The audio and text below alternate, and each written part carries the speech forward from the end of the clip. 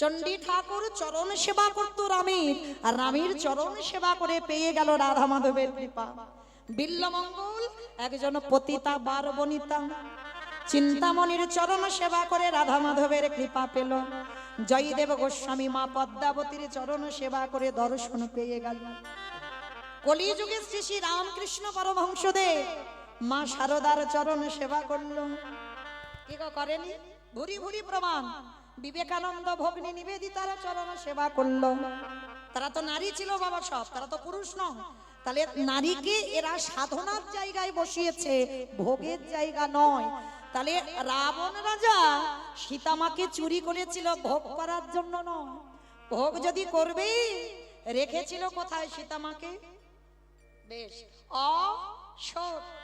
প্রশ্নেই উত্তর, মানে যেখানে শোকের ছায়া লাগবে না সেইখানে সীতামাকে বন্দি করে রেখে দিল। শুধু বন্দি করলো না, জ্বালা যন্ত্রণা ব্যথা বেদনা সব দিয়েছে। দেয়নি? চেরিরা ধরে মারেনি সীতামাকে? মেরেছিল তো, চড়চাপড় দেয়নি? দিয়েছিল। কিন্তু কেন দিল গো? ও মাইরা একটা কথা বলি, জড় জগতের কথা। সিনেমা টিনেমা দেখো? সিনেমার কথা বাদ দিলাম, সিরিয়াল দেখো? দেখো তো? হ্যাঁ, ওটা আমি বারণ করছি না, সব প্রয়োজন। আমি একবারও কোনোদিন কারোকে বলিনি যে সিরিয়াল দেখো না, শুধু হরি নাম শুনে যাও, কখনো না। তুমি সংসার জীবনে এসেছো, সবটা প্রয়োজন। তাহলে সিরিয়াল যারা দেখছো, আচ্ছা বলো তো, শুধু কি নায়ক নায়িকা থাকলে সিরিয়ালটা ভালো লাগে?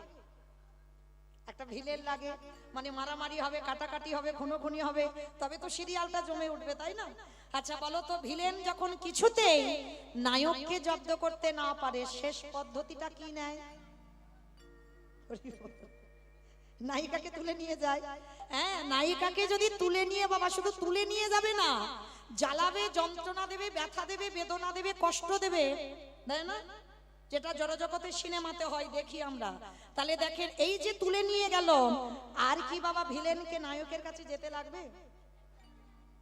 10 তলা বিল্ডিং থেকে বাবা ঝাঁপিয়ে নায়িকার কাছে যাবে না? কি গো, একেবারে ঝাঁপিয়ে আর তার কাছে যেতে হবে না, নায়ক ছুটে আসবে নায়িকার কাছে। কেন?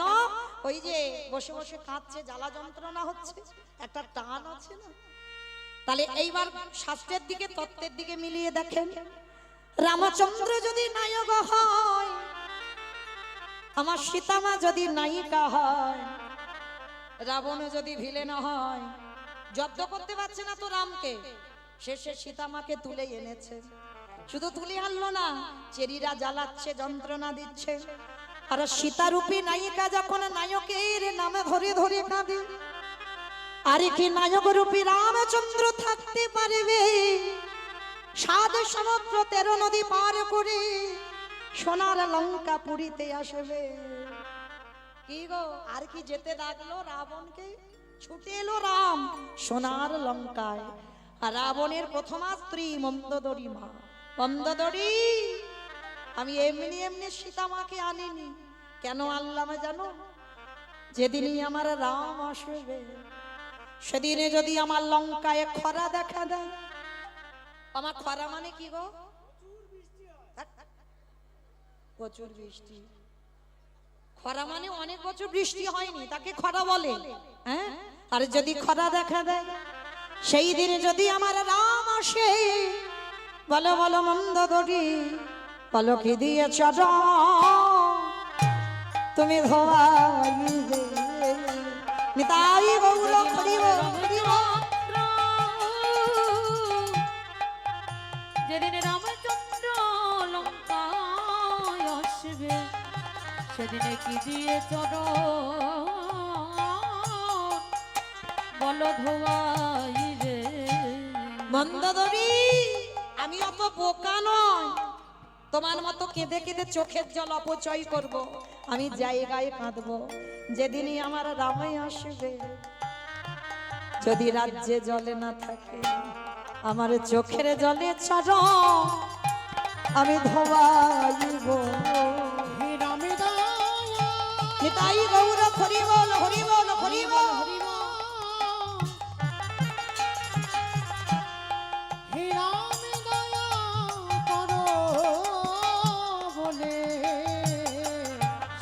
চোখের জলে চরণ বেশ, আজকে সেই রাবণ রাজার বধ করে রামচন্দ্রের পাপ হলো। সেই পাপ কবে ধুলো? কৃষ্ণ অবতারে যুধিষ্ঠির রাজস্বই যজ্ঞে। আর মায়েরা যেখান থেকে গিয়েছিলাম আবার ঘুরে ফিরে এলাম, মনে পড়ছে? এইবার যুধিষ্ঠির যজ্ঞে কৃষ্ণ আমার পা ধোয়ার দায়িত্বটা নিয়েছে। অগ্নিদেব, পবনদেব, বরুণদেব, ইন্দ্র, ইন্দ্রাণী, ব্রহ্মা, সাবিত্রী, শিব, দুর্গা সব পরপর লাইনে আছে। আর কৃষ্ণ পা ধোয়ায় আর যজ্ঞের ভিতরে ঢোকায়। এমন সময় জগৎ জননী মা, কি গো এখানে সব আছে, মাও আছে বাবাও আছে। জগৎ জননী মা আমার বাবাকে ডেকে বলছে, প্রাণনাথ, ও প্রাণনাথ। যেই না প্রাণনাথ বলে ডেকেছে, বাবা ভোলানাথ বলছে, বেশ বলো কেন আমায় ডাকছো? প্রাণনাথ, আর দেরি নয়, চলো এবার আমাদের পা দুটো ধোয়াবে, একটু পা দুটো ধুইয়ে নি। বলে তোমার মাথা ঠিক আছে তো? কৃষ্ণ পা ধোয়াবে আর আমার পা দুটো ধুইয়ে দেবো, বাড়িয়ে দেবো? শোনো, তোমার যদি ইচ্ছা করে তো তুমি লাইনে দাঁড়াও, আমার পা কৃষ্ণ ধোয়াতে পারবে না। এই বলে বাবা কি করেছে? বাবা প্যান্ডেলের বাইরে চলে গেছে কৃষ্ণের চোখে ধুলো দেবে বলে। কি গো মায়েরা, পারবেন কৃষ্ণের চোখে ধুলো দিতে? এই যে আমি একটু উপরে দাঁড়িয়ে আছি, ভুল কথা, আমি উপরে নেই, আপনারা উপরে বসেছেন, আমি নিচুতে দাঁড়িয়ে আছি, বুঝতে পারছেন? নববিধা ভক্তির মধ্যে আগে তো ওই জায়গাটা, পরে এই জায়গাটা, তাহলে এটা নিচু, ওই জায়গাটা উঁচু। ভাবার ভুল বাবা, এটা কীর্তন, অনুভব করতে হবে। আপনারা যদি না থাকতেন কীর্তনিয়ারা যেত কোথায়? তাহলে জীবনে বলবেন না যে আপনাদের থেকে কীর্তনিয়ারা অনেক উপরে, কখনো নয়। আপনারা উপরে বসেছেন, কীর্তনিয়ারা নিচেতে দাঁড়িয়েছে। কেমন? তো এইবার সব দেখাটা ঠিক নয়, সব দেখাটা বাবা শাস্ত্রের সঙ্গে মেলাতে পারবেন না। চোখের যে দেখছো সেটা গ্রন্থে মেলাতে পারবেন না, তাহলে শাস্ত্র নিয়ে কথা বলতে হবে। তাহলে এইবার ভোলানাথ প্যান্ডেলের বাইরে গেছে, কৃষ্ণ মনে মনে ভাবছে, দেখেছো ওই বেটার পা ধোবাবো বলে আজকের আমার এই দায়িত্বটা নেওয়া, আর ও বেটা প্যান্ডেলের বাইরে চলে গেল। হ্যাঁ, রাবণকে মেরে যে পাপটা করে রেখেছি, ওরা ওনার মতো বৈষ্ণবের পা না ধোবালে আমি মুক্তি পাবো না। মানে ভগবান পর্যন্ত ভোলানাথের কেমন শ্রদ্ধা ভক্তি করে দেখেন।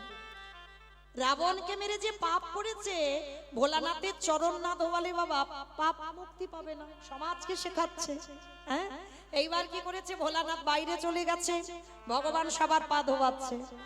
ও মাইরা, এই যে আমি মোটামুটি দেখতে সবাইকে পাচ্ছি, আমার চোখে ধুলো দেওয়া যায়, কিন্তু ওই যে মন্দিরে যে বাটাটা দাঁড়িয়ে আছে, পারবেন ধুলো দিতে? দরজা বন্ধ কর, দরজা বন্ধ করে দিলে দেখা যাবে না, না বেশ। কিন্তু বাবা সেই যে গৌতম মুনির স্ত্রী অহল্যা সতীত্ব নাশ করলো কে? দেবরাজ ইন্দ্র।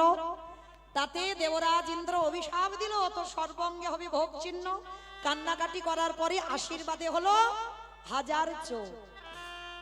মানে ইন্দ্রের শরীরে 1000 চোখ, কিন্তু তার থেকেও আর ওই ছেলেটা যে ঘরের ভিতরে বসে আছে না, ওর শরীরে আরো চোখ বেশি। মানে চারদিকে ঘুরে ঘুরে বেড়াচ্ছে, কে কি করে দেখি, কে কীর্তন শুনছে, কে গল্প করছে, কে কেঁদে যাচ্ছে, কে আবার বসে বসে, আমি দেখতে পাচ্ছি না, কিন্তু ওই ছেলেটার চোখে ধুলো দেওয়া যাবে না।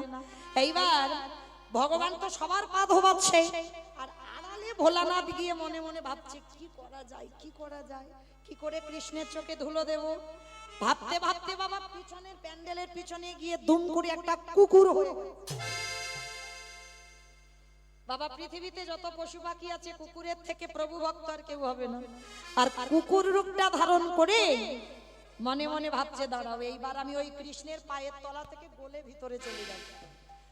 ভগবান সব তো শুনতে পাচ্ছে বাবা। অনেকে না ভগবানের কাছে গিয়ে ঝোড়া ঝোড়া মানত করে, খবরদার, যারা মূর্খ ভক্ত তারা মানত করে, যারা বুদ্ধিমান যারা চালাক ভক্ত তারা জীবনে মানত করে না। তিনি হচ্ছে ভক্তাধীন, ভক্তের অধীন।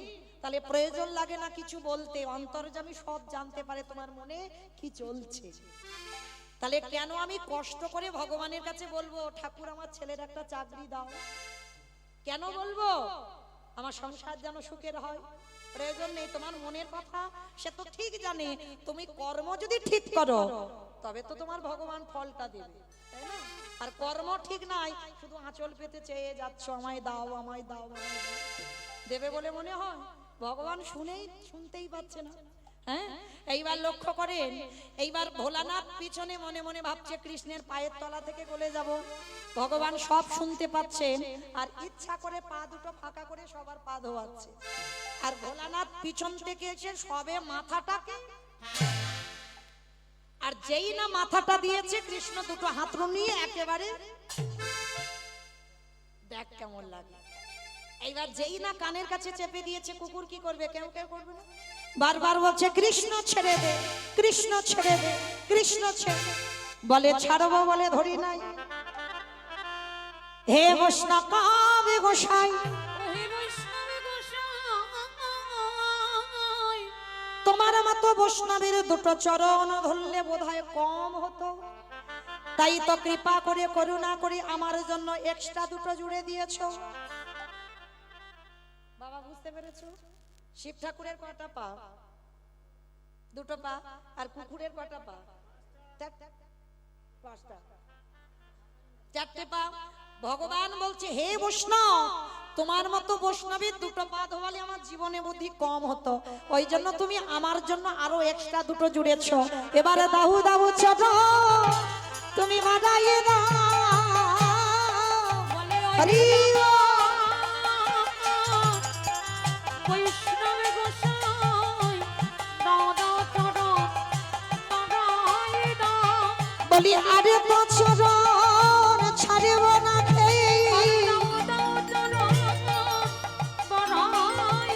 আমি এই প্রতিজ্ঞা করে রাখলাম, তুমি জানো চরণ ছাড়াই আমার করোনা আমি ওই চরণে সবে সপিলাম তাই বহু করিব।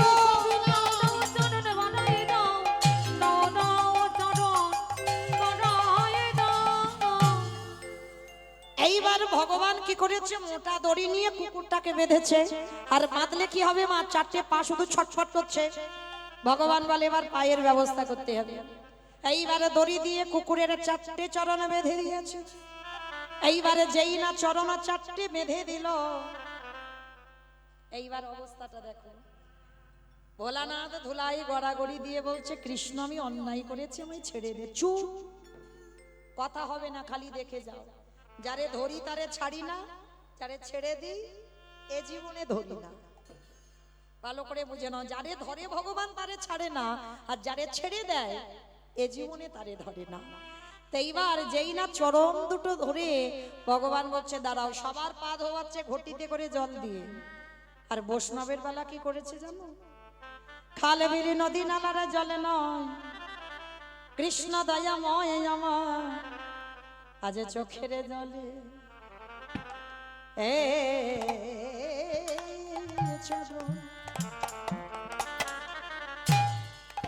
অগো চরণ ধোবা ধোবা ইচ্ছে গে হে বৈষ্ণব কৃপা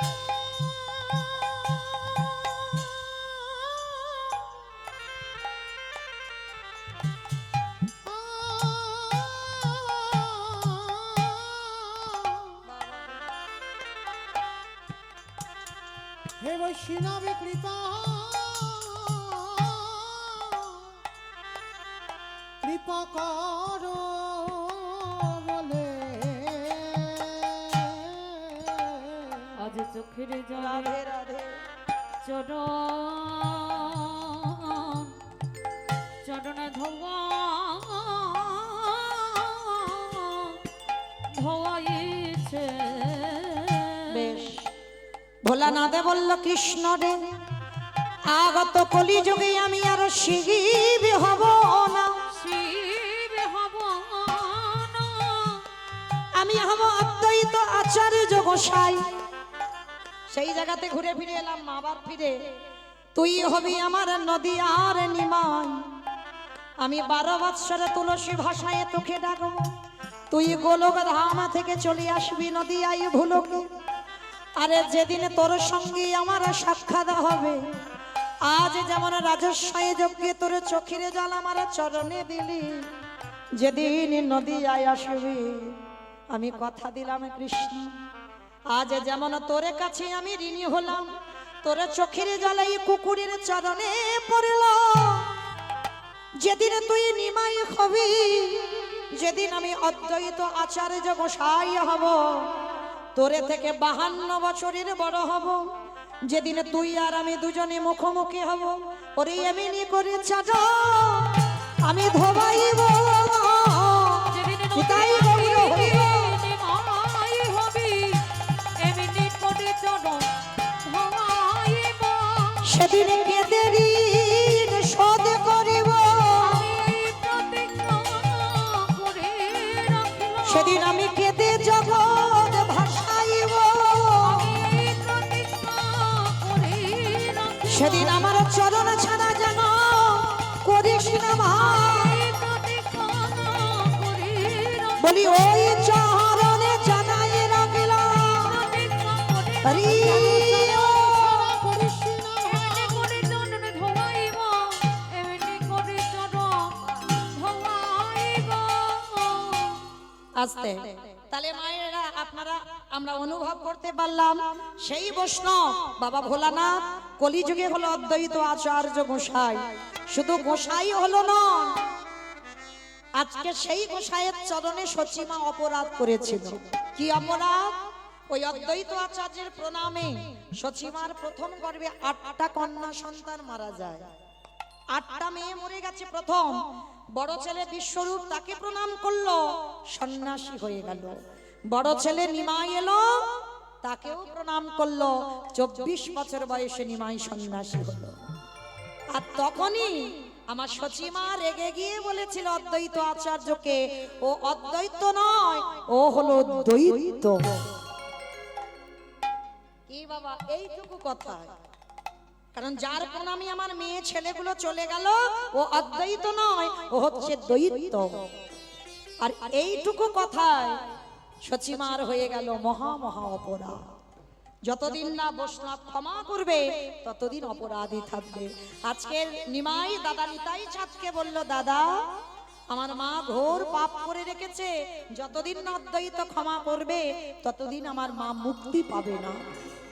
যেই না সচিমা জানতে পারলো অদ্বৈত আচার্যের চরণে লুটিয়ে পড়লো, ক্ষমা করে দে বাবা। অদ্বৈত আচার্য পরম বৈষ্ণব তো বলে, কি মা চরণ ধরছ কেন? চরণ ধরো না, বেশ আমি ক্ষমা করে দিলাম তোমার। আর যেই বৈষ্ণব ক্ষমা করে দিল, নিমাই এসে বলছে, মা আর দেরি নয়, এবার বলো তো দেখি আমার সঙ্গে, বলি হরে কৃষ্ণ হরে কৃষ্ণ কৃষ্ণ কৃষ্ণ হরে হরে। বলে হরে রাম হরে রাম, রাম রাম হরে হরে। বলি গায়ে গোডা জীবের তরে, ওরে গদা জীবের তরে। এবারে গাই গোড়া জীবের তারে, শ্রীনন্দের নন্দন শ্রী মধুসূদন, নন্দের নন্দন শ্রী মধুসূদন। মুরলী বাজায় নিকেতনে, গায়ে গড়া জীবের তরে, গায়ে গড়া জীবের তরে। বেশ এইবার যেই না মা অপরাধ থেকে মুক্তি পেয়ে গেল, দাদা নিতাই চাঁদ কি করছে, নিতাই যারে দেখে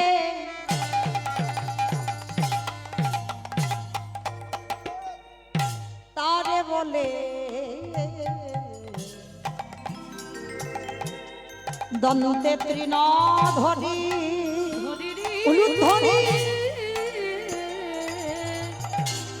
নিতাই জানে দেখি তারে বলে, ওগরন্তে তৃণ ধরি। আস্তে ও মাইরা, তৃণ মানে কি গো? তৃণ মানে ঘাস, তৃণ মানে ঘাস। আচ্ছা, এই জায়গাটায় একটু অনুভব করবেন মা, এগুলো কোনো আজে বাজে গান নয়, এটা কীর্তন। এইটা ভুলে গেলে হবে না বাবা, মহাজনী পদাবলী এগুলো। আর কীর্তন আসরে বাবা যদি দু চারটে মহাজনী পদাবলী না হয়, শোনা আর গাওয়া দুটোই বৃথা। তাহলে কীর্তনের কদরও রইল না, মর্যাদাও রইল না। এইগুলো মহাজনী পদাবলী বাবা, এগুলো যদি কেউ আমরা শ্রবণও করি, এটাও আমাদের ভজন। নিতাই যারে দেখে তারে বলি দন্তে তৃণ ধরি। ও মাইরা, তৃণ মানে ঘাস। আচ্ছা, আমি তো কীর্তন গাইছি, কই আমি দাঁতে ঘাস নিয়ে গাইছি না তো? গাইছি কি বাবা? শুধু আমি কেন, জগতে এত এত কীর্তনিয়া কীর্তন গায়, কই দাঁতে ঘাস নিয়ে গায়? গায় না তো। হরি বল, এটাই তো তত্ত্ব। তাহলে নিতাই চাঁদ আজকে দাঁতে ঘাস নিয়েছে কেন? মহাপ্রভুর আমলের কথা বলছি, এখনকার কথা নয়। আমাদের এখনকার সমাজে একটা নিয়ম আছে বাবা, যে মানে মানে, যে মানে না সেটা তার ব্যক্তিগত। কিন্তু আমার সমাজে একটা নিয়ম আছে, গুরুজনদের সামনে কথা বলতে গেলে বাবা তোমাকে আগে নত ভাব হতে হবে। এই যেমন আপনারা অনেকে বয়স জ্যেষ্ঠ বা জ্যেষ্ঠা গুরুজন বসে আছেন, আমার থেকে আপনারা অনেক গুণী মানুষ। তাহলে গুরুজনদের সামনে কথা বলতে গেলে আমার স্বভাবটা, আমার আচার আচরণটা যেন একটু নত ভাব হয়। এটা আমাদের সমাজের নিয়ম, যে গুরুজনের সামনে যে কেউ মানুষ, যে কোনো ব্যক্তি কথা বলতে গেলে তার স্বভাবটা যেন নত ভাব হয়, এটা নিয়ম। কিন্তু মহাপ্রভুর আমলে এ নিয়ম নয়।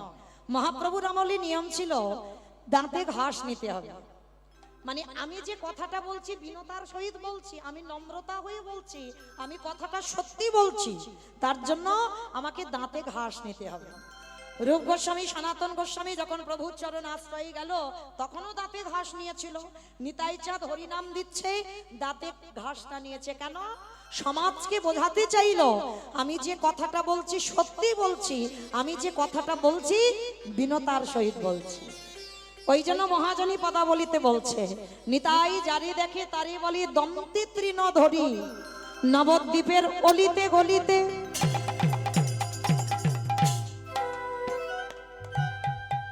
নিতাই যারে দেখে তারে পদ ধরি বলে,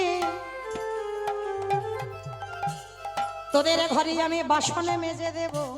আমি বলছি না নিতাই চাঁদ, তোদের ঘরে আমি বাটনা বেটে দেব,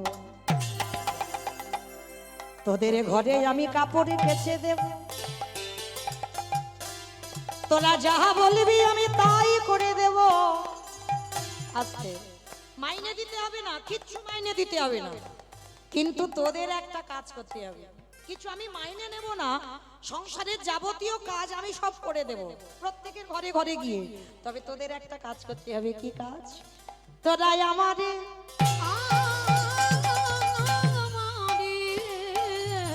কত সুন্দর পদাবলী দেখেন, কত সুন্দর নিতাই চাঁদ বলছে, তোরাই আমারে কিনে গেলা,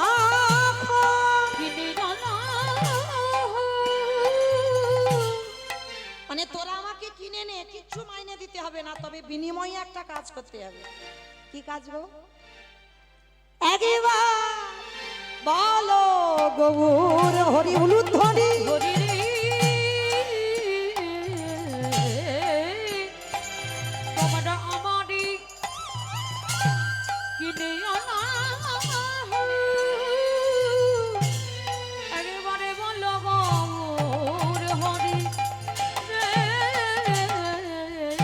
আস্তে। আমার এই জায়গাটার নাম কি গো?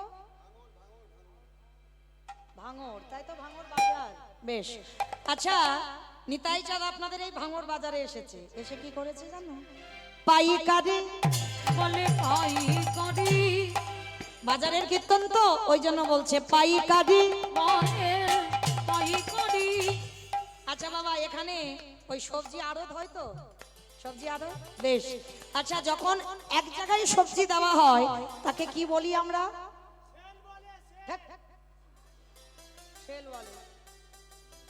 কি বলে? পাইকারি। বেশ, পাইকারি দেওয়া মানে একসঙ্গে দিয়ে দিচ্ছে। নিতাই চাঁদ আজকে রাত্রিবেলা কোথাও যাচ্ছে না বাবা, ভাঙড় বাজারে এসেছে। এসে কি করছে? পাইকারি। পাইকারি মানে হরিনামটা তো মাথায় করে নিয়ে আনছে নবদ্বীপ থেকে। হরি বল। আর একটা মানে হচ্ছে একটু তলিয়ে যাও, তলিয়ে যাওয়ার নাম তত্ত্ব। পাইকারে বলে পাই করি বলি পাইকারি পাইকারে বলে পাই করে পাই করি মানে একটা মুখে বলছে পাইকারি মানে ভাঙর বাজারে পাইকারি দিচ্ছে, আর একটা মানে হচ্ছে পাইকারে মানে হরিনামটাতে দেব আমি মানুষ পাচ্ছি না। শেষে নিতাই চাঁদ ভাঙর বাজারে ঘুরে ঘুরে দেখছে জায়গা পাইনি, বাবা শেষে কি করেছে জানো, এক জায়গা ঢেলে দিয়েছে। কোথায়? দোকানে।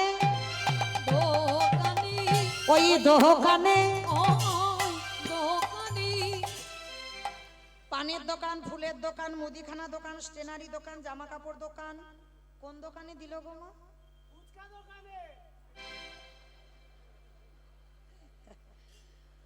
আমা ফুচকা দোকানে হরিনাম দিল নিতাই চাঁদ?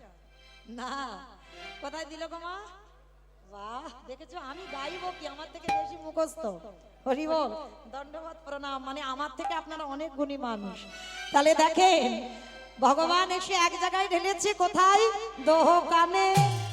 দোকানি যারা দোকানে খুলে বসে আছে হরি নাম দিল দোকানি যারা দোকানে খুলে বসে হরি নাম দিল দোকানি এত বলি নিতাই চাঁদ ভূমি গড়িয়ে যায় রে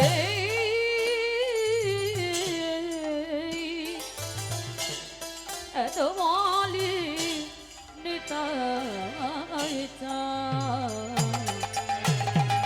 ঘুমে গড়ি যায় রে ওগো সোনার ওই সোনার পর্বত জানান পর্বত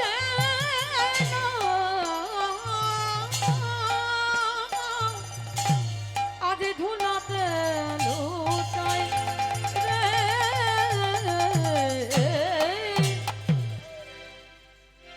তোরা কে কি নিবি আর? তোরাকে কি নিবে আয় আস্তে আবারও দুটো মানে হচ্ছে, দেখো একটু ভেবে গিয়ে তলিয়ে গিয়ে।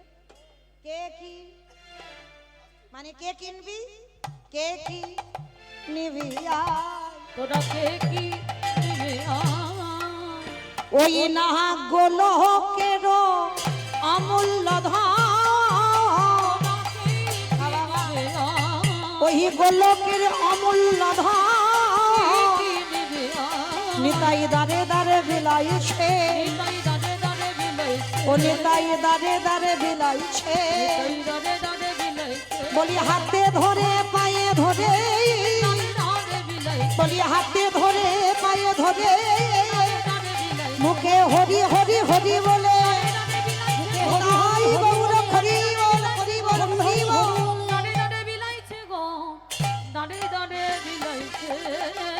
আহা সোনার পর্বত যেন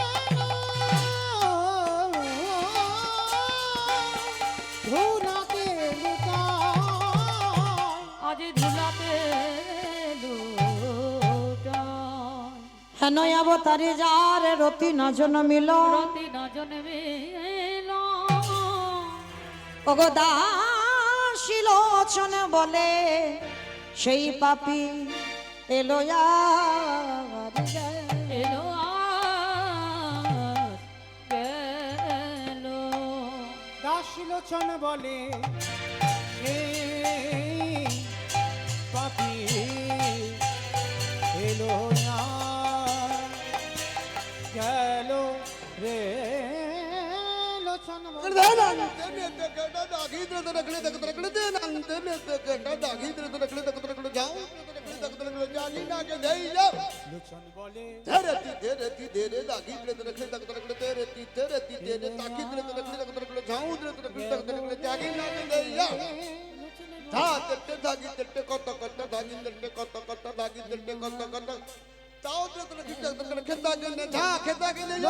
সেই পাপি এলো আর গেল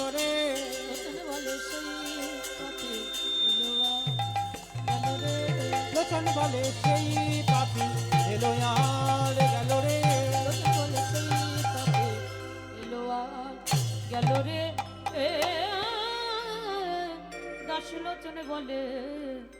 সেই পাপি জনিতাই চলুন এবার আমরা যাব মধুমাস ধাম বৃন্দাবন ধাম একবার দেখি সবাই মিলে বলো তো দেখি গৌর সুন্দর কি নবদ্বীপ ধাম কি সচির নন্দন কি বিষ্ণুপ্রিয়া কি ধ্বনিটা হলো কি আমি বললাম ধ্বনিটা হলো কি এটাও জয়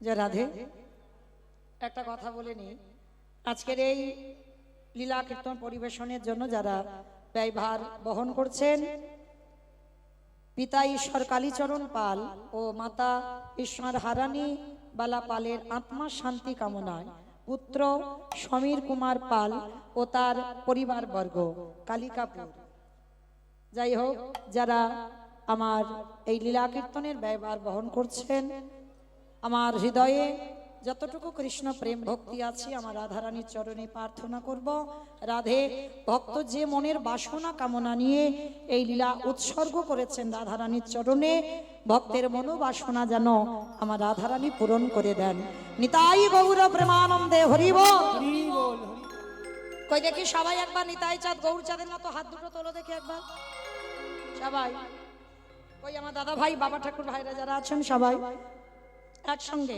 কই আমার দাদা ভাইরা হাত উঠছে না কেন সবাই একসঙ্গে তোলো দেখ তোলো সবাই বলো গৌর সুন্দর কি জয় নবদ্বীপ ধাম কি সচির নন্দন কি বিষ্ণুপ্রিয়া কি ভক্তবৃন্দ কি হরিবাসর ধাম কি সাধু গুরু বৈষ্ণব কি আপন আপন গুরু চরণ কি মহাপ্রসাদ কি আজকের আনন্দ কি নিতাই গৌর প্রেমানন্দে হরি বল বেশ চলো এবার আমরা সবাই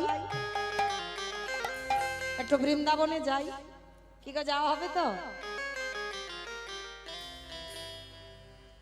বাহ বৃন্দাবনে যেতে হবে একটা গান ধরে যেতে হবে বেশ ঠিক আছে মানে একটু ভজন শুনবে বেশ তো যাই হোক আমি তো ভজনের শিল্পী নয় তবু একটা গাইব কেমন তো যাই হোক যদি ভজনের শিল্পী হতাম গাইতাম তো যাই হোক চলো বৃন্দাবনে যাওয়ার সময় একটা ভজন গাইতে গাইতে বিষয়ে যাই একটু উলুধ্বনি দাও দেখি একবার সবাই রাখাল রাজা বলে ধীরে কোথায় বৃন্দাবন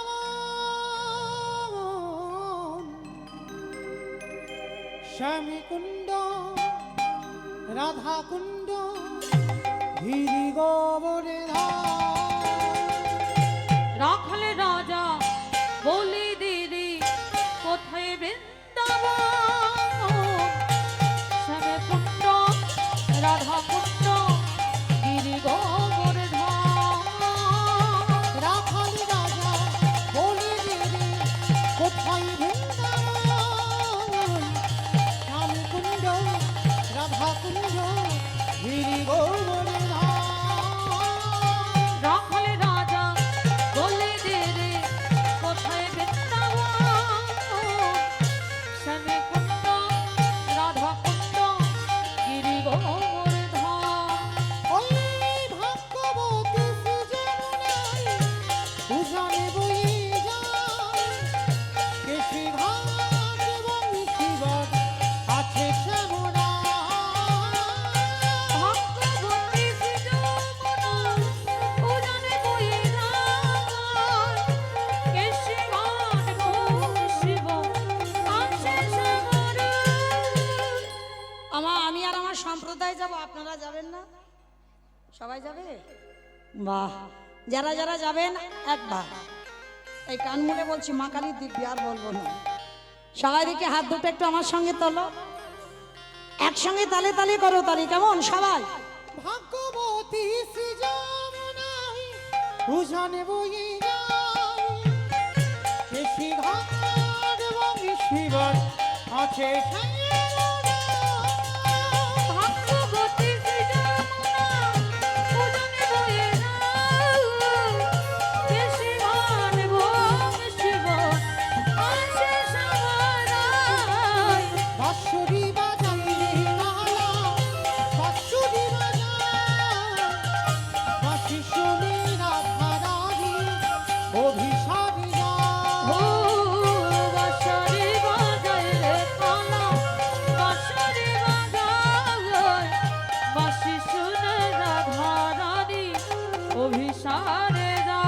जय जय राधे राधे राधे राधे राधे राधे राधे राधे वृंदावन में राधे राधे गोवर्धन में राधे राधे धोवन में राधे राधे गली गली में राधे राधे আমা আমি আর আমার সম্প্রদায় যাচ্ছি আর কেউ যাচ্ছে না সবাই যাচ্ছো তাহলে রাধা রানীর নাম তো উচ্চারণ হচ্ছে না কই তোলো দেখি আর একবার হাত আমার সঙ্গে সবাই বলবে কেমন আমার সম্প্রদায় বলবে না আমি বলবো আর আপনারা বলবেন কেমন একটু জোরে জোরে বলবেন জয় জয় রাধে রাধে राधे राधे राधे राधे वृंदावन में गोवर्धन में निधुवन में तालेवन में तमलवन में ऊंचा गांव में बरसाना में राधा कुंड में श्याम कुंड में हरिद्वार में जोर से बोलो हिट से बोलो तालेवन में कमलवन में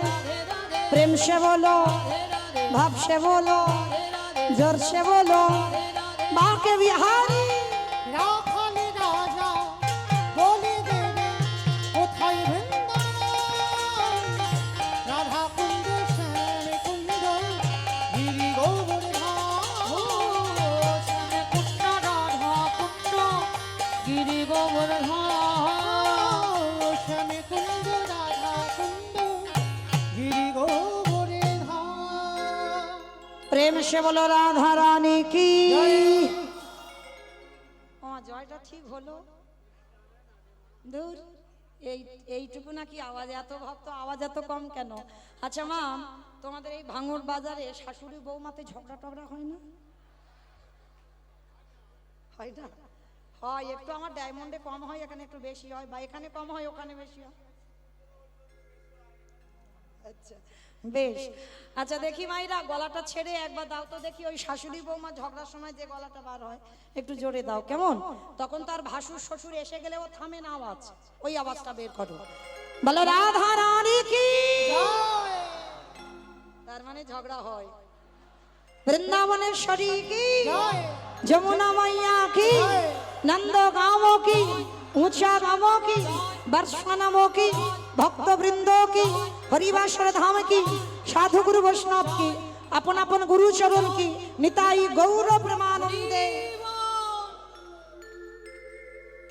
পৌঁছে গেলাম আমরা সবাই মধুময় শ্রীধাম বৃন্দাবন ধাম আর এই মধুময় শ্রীধাম বৃন্দাবনে গিয়ে আজকে ভগবানকে ভালোবাসতে গেলে বাবা পাঁচটা ভাব লাগে পাঁচটা ভাবের বাইরে কিন্তু ভগবানের সঙ্গে প্রেম হয় না পাঁচটা ভাব শান্ত রস সখ্য বাৎসল্য মধুর এই পাঁচটা প্রেম ছাড়া আর ভগবানের সঙ্গে প্রেম হয় না শান্ত ভাব কাকে বলে যদি মনে করেন জীবাত্মা ভগবান পরমাত্মা এই সম্পর্কের নাম হচ্ছে শান্ত রস দাস্য রস যদি মনে করেন ভগবান প্রভু আর আমি তার শ্রী চরণের দাস এই প্রেমের নাম হচ্ছে দাস্য প্রেম সখ্য যদি মনে করেন ভগবান হচ্ছে আমার বন্ধু আর আমিও তার বন্ধু বা বান্ধবী এই প্রেমের নাম হচ্ছে সখ্য প্রেম বাৎসল্য যদি মনে করেন ভগবান আমার সন্তান আমি তার পিতা বা মাতা এই প্রেমের নাম হচ্ছে বাৎসল্য প্রেম মধুর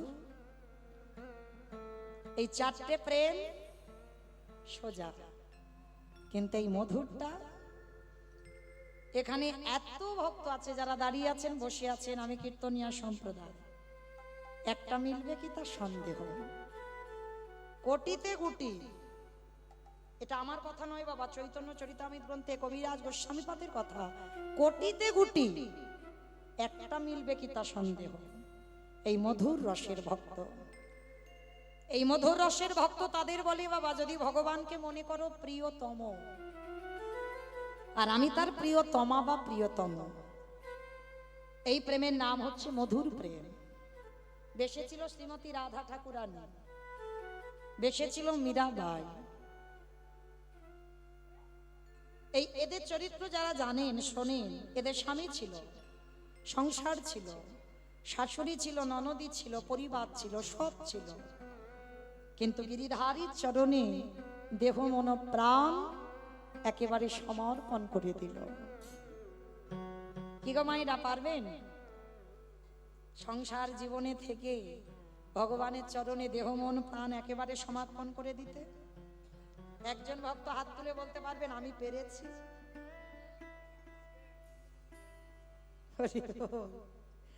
রাধে রাধে। পারবে না মা, খুব কঠিন। কারণ এই সংসার জীবনে থেকে, এই জড় জগতে থেকে ভগবানের চরণে দেহ মন প্রাণ একেবারে 10 ইন্দ্রিয় গোবিন্দ সেবায় দেওয়া বড় কঠিন। কারণ সংসার তোমার তাহলে তার হবে না, সংসারে আগুন জ্বলবে দাউ দাউ করে। তুমি দ্বিচারিণী হবে, কলঙ্কিনী হবে, অসতী হবে, এ হতেই হবে। তো যাই হোক, এই মধুর রস, এই 5টা রস ভগবানকে ভালোবাসার জন্য। তা আজকে এই 5টা রসের মধ্যে একটা রসের কথা আজকে আমরা আলোচনা করব, যে রসের কথা হচ্ছে বাবা সখ্য প্রেম। বন্ধু মানে এক বন্ধু আর এক বন্ধুকে কেমন ভালোবাসতে হয়।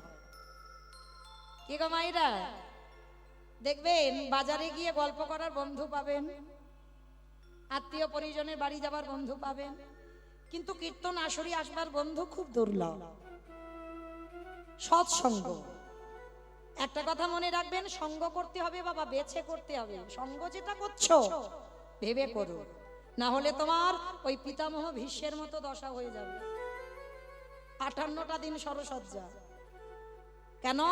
দুর্যোধনের অন্নে প্রতিপালিত হতে হতে বাবা রক্তবিন্দুগুলো পাপে পরিপূর্ণ হয়ে গেল। সঙ্গ করতে হবে সতের সঙ্গ, যেন অসতের সঙ্গ না হয়। আর সঙ্গ দোষে তোমার অন্তিম দশাটাও বাবা, গতিটা কেমন হবে বুঝতে পারবে শেষের দিনে। তাহলে আজকে বন্ধুদের কথা শুনতে গেলে বাবা বৃন্দাবনের মাটিতে সেই বন্ধুর কথা শুনতে হবে, একেবারে ভাগবতী ও লীলা, যে বন্ধুর নাম ছিল সুদামা। কেমন বন্ধুকে ভালোবাসতে হয়, এ জড়জগতের বন্ধু নয় বাবা। আজকের আমি বন্ধুত্ব পেতেছি, একটু ঝগড়াঝাটি হলো, গন্ডগোল হলো, বন্ধুত্ব শেষ। রাগারাগি হবে, কাটাকাটি হবে, খুনোখুনি হবে, মারামারি হবে। বন্ধু বন্ধু থাকবে। এই দেহে যতদিন প্রাণ থাকবে আমার বন্ধুর সঙ্গে বিচ্ছেদ হবে না। তাহলে আজকের এই সুদামার চরিত্র শ্রবণ করলে আপনারা বুঝতে পারবেন কেমন বন্ধু আর কেমন করে এক বন্ধুকে ভালোবাসতে হয়। কেমন? চলেন একটু যাই বৃন্দাবন, আর সেই বৃন্দাবনে গিয়ে ভগবান আজকে বিনোদ খেলা খেলবে। এই বিনোদ খেলা মানে বাবা কোনো খেলার নাম নয়। আমরা অনেক ভক্তরা বলি বিনোদ খেলা মানে একটা খেলার নাম। যেমন আমার দাদা ভাইরা খেলতো কবাডি খেলা, ফুটবল খেলা, ক্রিকেট খেলা, হ্যাঁ এগুলো খেলতো, তো এগুলো খেলার নাম। আর আমার মায়েরা কি খেলতে গো? পুতুল খেলা, কিতকিত খেলা, বউ বসন্তি খেলা। কি মা খেলেছো? তোমরাও খেলেছো? যাই হোক, তা এইগুলো হচ্ছে খেলা। তো ভগবান আজকের খেলবে বিনোদ খেলা। এই বিনোদ কথার অর্থ কি? নূতন। বিনোদ মানে খেলা নয়, বিনোদ কথার অর্থ হচ্ছে নূতন, মানে নতুন নতুন খেলা ভগবান রোজ রোজ খেলে। তো আজকেরও একটা নতুন খেলা খেলবে। কি খেলা? না কাঁধে চড়া আর কাঁধে কড়া। খেলাটা কি খেলা হবে? না কাঁধে চড়া আর কাঁধে কড়া। আচ্ছা বন্ধুরা সবাই এক জায়গা হয়েছে, 12 জন প্রধান, 12 জন উপপ্রধান, 24 জন বন্ধু ভগবানী। তো আজকের বন্ধুরা একত্রিত হয়ে বলছে, বন্ধু ও বন্ধু, আজকে একটা নতুন খেলা হবে। কি খেলা? না কাঁধে চড়া আর কাঁধে কড়া। তা বলে হ্যাঁ রে, কে কাঁধে চড়বে আর কে কাঁধে করবে? বলে কেন কানাই, তুই রোজ চোর হোস, তুই চোর হবি, আমরা তোর কাঁধে চড়বো আর আমাদের চড়িয়ে বেড়াবি। ভগবান আজকের উল্টে গেছে, না আজকের আমরা চোর হব না, আজকে তোদের মধ্যে কেউ চোর হবে। প্রতিদিন তো আমি চোর হই, তাহলে আজকের আমাকে চোর হতে বলছিস কেন? তোরা একদিন চোর হ না বন্ধু। সমস্ত বন্ধুরা বলছে না আমরা কেউ চোর হব না, তুই আজকে চোর হবি। ভগবান জেদ ধরে বসেছে, আমি চোর হব না, হব না, হব না। কেউ তো রাজি হচ্ছে না বাবা চোর হওয়ার জন্য। বলে তাহলে একটা কাজ হোক। কি কাজ? যতজন বন্ধু ততগুলো পাতা আনবো, আর তার ভিতরে একটা পাতা ছিদ্র করে দেব, আর ছেঁড়া পাতাটা যার ভাগ্যে পড়বে সবার চোখ বাঁধা হবে, আর যার ভাগ্যে ছেঁড়া পাতাটা পড়বে সেই হবে আজকের খেলায় চোর। বলে এইটা মন্দ বলিস নি কানাই, ঠিক আছে তাহলে খেলা শুরু হোক। ভগবান নিজের হাতে পাতা তুলেছে, তার মধ্যে একটা পাতা ছিঁড়ে দিয়েছে, আর ছিঁড়ে দিয়ে সবার চোখ বেঁধে দিয়েছে। ভগবান বলছে, শোন বন্ধু, কেউ কিন্তু চোখ খুলবি না, আমি চোখ খুলে আমি পাতা তুলবো, তারপরে তোরা সবাই পাতা দেখবি, কেমন? বলে ঠিক আছে তাই হবে। সবার চোখ বেঁধে দিয়েছে। ভগবান একটা একটা করে সবার কাছে নিয়ে গেছে, পাতা তোল। সবাই চোখ বাঁধা অবস্থায় পাতা তুলছে। আস্তে ভগবান শেষের বেলা পাতাটা তুলেছে। সবার চোখ বাঁধা ছিল, চোখগুলো খুলে দিয়েছে, নে এবার পাতাগুলো দেখ। সবাই পাতা দেখছে। কেমন লীলা দেখো, বড় মজার ব্যাপার। সবার ভাগ্যে ভালো পাতা পড়েছে, আর আমার ভগবানের ভাগ্যে ছিদ্র পাতা পড়েছে। আর যেই না আমার ভগবানের ভাগ্যে ছেঁড়া পাতা পড়েছে, সবাই বলে উঠলেন, কানাই চোর, কানাই চোর। কানাই চোর, চুপ কর, চুপ কর। চোর চোর বলতে লজ্জা করছে না? আরে আমি যে চুরি করি, আমি কি চুরি করি একা একা খাই? মধুমঙ্গল বলল, আমার একটু অন্ন খেতে ইচ্ছে হয়েছে। ব্রাহ্মণ পাড়াতে গিয়ে আমি নিজে কত গালিগালাজ খেয়ে ওদের জন্য খাবার আনলাম। আমি নিজে পীরের উপরে পিড়ি দিয়ে ননি পারি, আমি কি একা খাই? আমি ওদেরকে দিয়ে খাই। কিন্তু বৃন্দাবনবাসী সবাই শুধু বললো আমি চোর। কই তোদেরকে তো কেউ চোর বলে না, তোদেরকে কেউ চোর বলে না। সবাই শুধু বলে কানাই চোর, কৃষ্ণ চোর। আজকে তোরাও সেটাই বলবি, ঠিক আছে। আমার ভাগ্যে যখন ছেঁড়া পাতা পড়েছে, আমি আজকের খেলায় চোর হব। আমার কাঁধে চড়বি, এই তো আয়, কাঁধে চড়বি আয়। আচ্ছা বাবা, এই জায়গাটা একটু অনুভব করেন। ভগবান তো নিজে বলেছিল আজকের খেলায় চোর হবে না। ভগবান বলল আজকের খেলায় চোর হবে না। তাহলে ভগবান যিনি বিশ্বের স্রষ্টা মালিক, তিনি কি পারতো না বাবা ওই ছেঁড়া পাতাটা কারো ভাগ্যে দিয়ে দিতে? তার ইচ্ছাতে যদি জগৎ চলে, পারতো না ছেঁড়া পাতাটা কারো দিতে? ভগবান নিজে নিল কেন? ভগবান জগৎকে বোঝালো, যেটা আমি মুখে বললাম সেটা আমার মনের কথা নয়, সেটা আমার অন্তরের কথা নয়। আমি সারা জনম আমি ভক্তির চরণ ধুলা পেতে চাই, কিন্তু এদের কাছে চাইলে এরা কেউ দেবে না।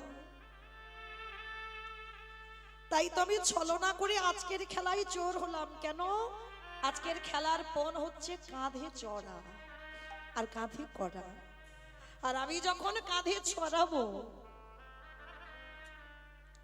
সবাই যখন আমার কাঁধে চড়বে, বলো তো মা, বন্ধুদের চরণ দুটো থাকবে কোথায়? ভগবানের হৃদয়ে। ভগবান মনে মনে বলল, বন্ধু আজকের আমার এক কাজে দুটো কাজ হয়ে যাবে।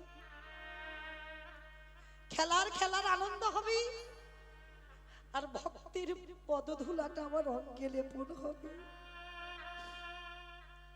ভগবান বলছে আয়। সবাইকে ভগবান কাঁধে নিয়েছে। প্রতিটা বন্ধুর চরণ দুটো ভগবান আঁকড়ে রেখেছে। বন্ধুরা বলছে, কানাই তুই কাঁদছিস, তার মানে কি তোর কষ্ট হচ্ছে? নামিয়ে দে,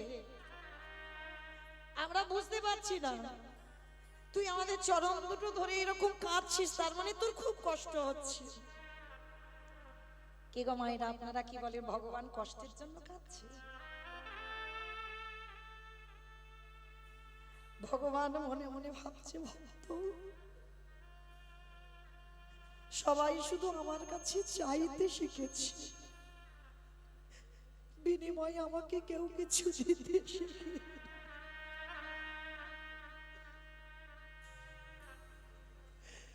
সবাই শুধু আমার কাছ থেকে চেয়ে নেয়। তাই আজ যখন আমি সুযোগ পেয়েছি,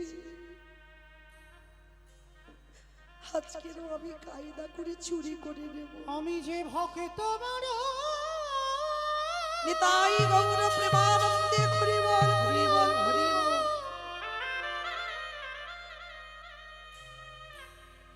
আমি যে ভক্ত বড়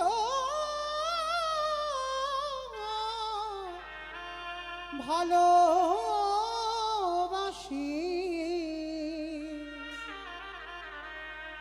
তাই তো যুগে যুগে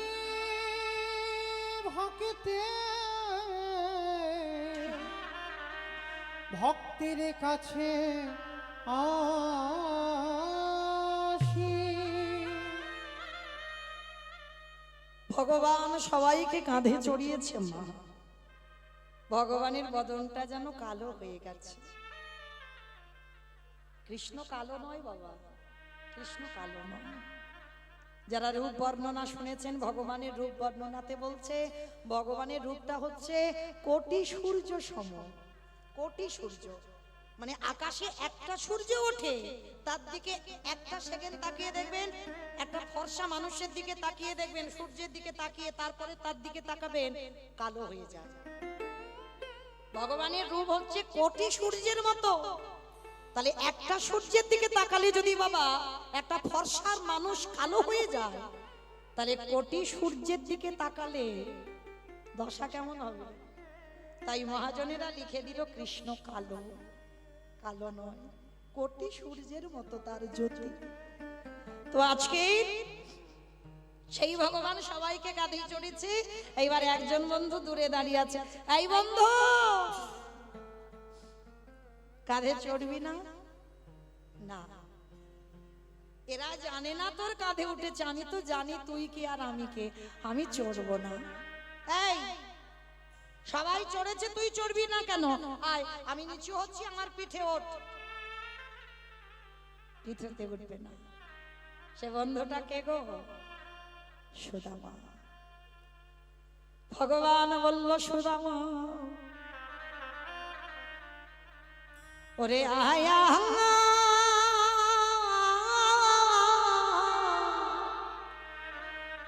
আয় আয় আমার হৃদয়, ওরে সুদামা রে,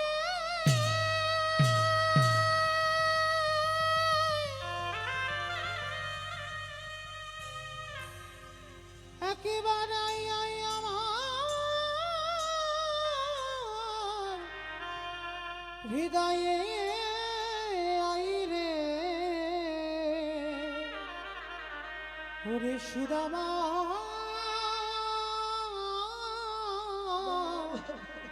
সুদামা রে। সুদামা বলছে, কানাই তুই আমায় বুঝতে পারছিস না, কিন্তু আমি কাঁধে উঠবো না, কারণ তুই ভুলে যাচ্ছিস তুই হলি আমার জ্যেষ্ঠ দাদা। কি? আমি তো জ্যেষ্ঠ দাদা হব কেন? আমি তো তোর বন্ধু। বলি না, তুই ভুলে গেছিস সেদিনের কথা, আমি ভুলিনি। তুই হলি আমার জ্যেষ্ঠ দাদা রামচন্দ্র, আমি হলাম তোর ভরত ভাই। এই সুদামা তো ভরত বাবা ত্রেতা যুগে। একটুখানি শ্রবণ করেন, মনে রেখো মা, এ জগতে ভাইয়ে ভাইয়ে লাঠালাঠি হয়, ভাইয়ে ভাইয়ে খুনোখুনি হয়, ভাইয়ে ভাইয়ে জায়গাতে শিল্পতা হয়, ভাইয়ে ভাইয়ে এতটুকু জায়গার জন্য মামলা মোকদ্দমা হয়, থানা পুলিশ হয়, হয় না মা জগতে? ভাইয়ে ভাইয়ে পাঁচিল তুলে দেওয়া হয়, এক ভাই আর এক ভাইয়ের মুখ দেখে না। কিন্তু যদি বাবা এই চরিত্রগুলো শ্রবণ করেন, আমার মনে হয় যদি হৃদয়ঙ্গ করে এই এতটুকু করে জায়গা নিয়ে লাঠালাঠি করবে না। ভালো করে শোনেন, রাম যখন বনে যায় ভরত তখন কোথায় ছিল গো? মামার বাড়ি। মামার বাড়ি থেকে ফিরে যখন কইকেয়ীর দাসী মন্থরাকে প্রশ্ন করেছিল, মন্থরা আমার জ্যেষ্ঠ কোথায়? বলেছিল পিতৃসত্য পালনার্থে কইকেয়ী মার কথা রাখতে বনবাস। ভরতের মাথায় যেন বিনা মেঘে বজ্রাঘাত পড়েছিল। সঙ্গে সঙ্গে রামচন্দ্রের সঙ্গে দেখা করতে গেল বনে। আর যখনই দেখা করতে গেছে প্রথম দর্শনে দাদার চরণে দণ্ডবত প্রণাম। কেমন ভাই ভাই দেখো বা, দাদা তো বড়, আর বড় দাদা মানে পিতার পরেই কিন্তু বড় দাদার জায়গা। এইটা ভুলে যাবেন না বাবা, বড় দাদার জায়গাটা বাবার পরেই হয়। এইবার দণ্ডবত প্রণাম করে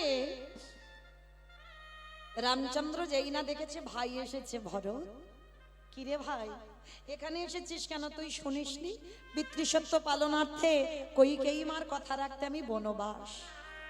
14 বছর হয়ে গেলে আমি অযোধ্যায় ফিরে যাব। যা ভাই তুই ঘরে ফিরে যা। ভরত দাদার কাছে মাথা নিচু করে বলছে, দাদা আমি জানি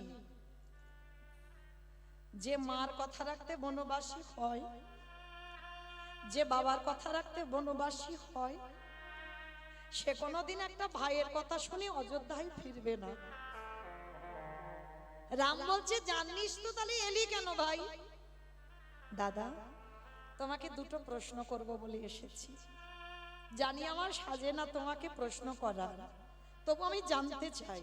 আচ্ছা দাদা, আমার মা যে বাবার কাছে দুটো বর চেয়েছিল, একবারে রাম বনে যাবে, একবারে ভরত রাজা হবে। আচ্ছা দাদা, আমার মা দুটো বরের মধ্যে কোন বরটা আগে চেয়েছিল? বলেন আপনারা, কোন বর আগে চেয়েছিল কইকেয়ী মা?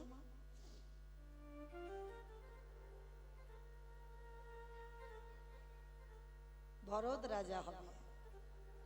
প্রথম বলেছিল ভরত রাজা হবে, তারপরে বলেছে রাম বনে যা। তাহলে প্রথম বলল আগে আমার ভরত রাজা হোক, তারপরে রাম বনে যা। ভরত রামচন্দ্রের চরণ দুটো ধরে বলল, দাদা সত্যি কি আমার মায়ের কথা রেখেছো? আমার মা তো বলেছিল আগে ভরত রাজা হবে, তারপরে রাম বনে যাবে। তাহলে আমি মামার বাড়ি থেকে ফিরলাম না, আমি রাজ সিংহাসনে বসলাম না, রাজা হলাম না, তুমি পালিয়ে এলে কেন? দাদা সবাইকে তুমি মিথ্যা বোঝাতে পারবে, ভুল বোঝাতে পারবে, তোমার ভরতকে নয়। তুমি জানতে আমি যদি মামার বাড়ি থেকে ফিরে সিংহাসনে যদি বসি, আর যে দেশের রাজা হবে বাবা তার কথা শেষ কথা, দেশের নেতা হয়, যে দেশের রাজা হয় তার আদেশ প্রজাদের পালন করতে হয়। তা ভরত যদি সিংহাসনে বসতো, ভরত আদেশ দিত এই অযোধ্যায় কোনো পুত্র বনবাসী হবে না। আর দেশের রাজা মানে তার কথা শিরোধার্য সবার। ভরত বলছে, দাদা তুমি জানতে তোমার ভরত এটা করবে, তাই তো তুমি আমার ফেরার আগে পালিয়ে এসেছো। তবে ঠিক করেছো দাদা, তবে মিথ্যা বলো না। তুমি আমার মার জন্য বনবাস নয়, পিতৃসত্য পালনের জন্য বনবাস নয়। ভগবান হয়ে ভাইয়ের কাছে নত হয়ে গেল। ঠিক বলেছিস ভরত, যেটা জগতে কেউ বুঝতে পারেনি তুই পেরেছিস। মার জন্য নয়, বাবার জন্য নয়। আমি যদি সিংহাসনে বসে পড়তাম, আমার জগতে অনেক কাজ বাকি আছে, আমার সেই কাজগুলো পূর্ণ হতো না। বিশেষ করে আমি বনে যদি নামাসি, সীতা যদি হরণ না হয়, রাবণের 1 লক্ষ ছেলে 1.25 লক্ষ নাতি উদ্ধার করবে কি? দেখেছে ভগবান নিজে মুখে স্বীকার করলো, আমি আমার কাজের জন্য বনবাস, কারোর জন্য বনবাস নয়।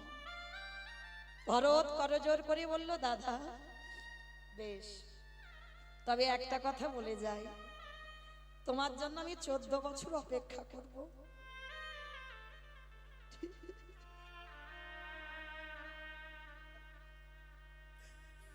14 বছর পরে তুমি ফিরে যেও। 14 বছর পরে যদি একবেলা সূর্য উদয় হয়, তুমি গিয়ে দেখবে তোমার ওই অযোধ্যায় ভরতের মরা দেহটা পড়ে আছে। 14 বছর আমি অপেক্ষা করব, কিন্তু তারপরে একবেলা নয়। বেশ, 14 বছর হয়ে গেলে আমি পৌঁছে যাব অযোধ্যা। আর দাদা, তোমার কাছে আমার একটা নিবেদন, আমি চলে যাব, কোনোদিন তোমার কাছে আর বিরক্ত করতে আসবো না। আমি তো জেনে গেলাম 14 বছর পরে তুমি ফিরবে। যাবার সময় একটা জিনিস আমায় দাও। বল ভাই কি? দাদা গো, তোমার চরণ নিবেদন,